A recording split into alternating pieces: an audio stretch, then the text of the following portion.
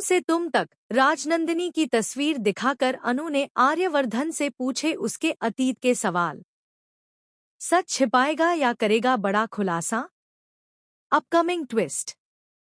तुम से तुम तक की कहानी अब एक ऐसे मोड़ पर पहुंच गई है जहां अतीत के दबे हुए राज एक एक करके सामने आने लगे हैं।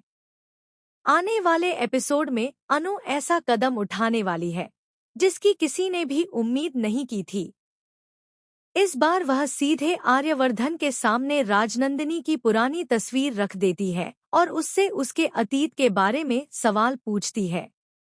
यह पल इतना भावुक और रहस्यमयी होगा कि कुछ देर के लिए दोनों के बीच गहरा सन्नाटा छा जाएगा।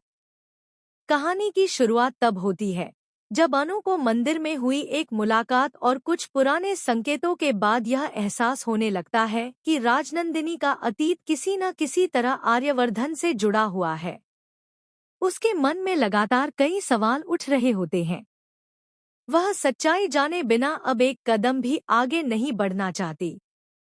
इसलिए वह पुराने एल्बम और कुछ दस्तावेजों की मदद से राजनंदिनी की एक तस्वीर अपने पास रख लेती है।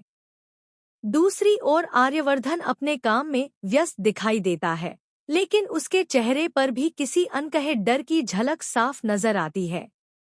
उसे लगता है कि अतीत का कोई ऐसा राज है जो जल्द ही उसके सामने आ सकता है।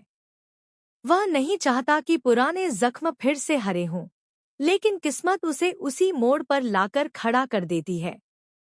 कहानी का सबसे बड़ा मोड़ तब आता है जब अनु अचानक आर्यवर्धन के सामने वह तस्वीर रख देती है। तस्वीर देखते ही आर्यवर्धन का चेहरा बदल जाता है।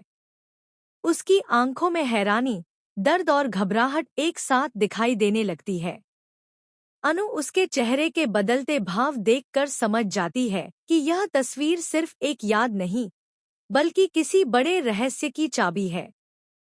अनु शांत आवाज में आर्यवर्धन से पूछती है कि आखिर राजनंदिनी कौन है और उसके जीवन में उसकी क्या जगह थी। यह सवाल सुनकर आर्यवर्धन कुछ पल के लिए बिल्कुल चुप हो जाता है।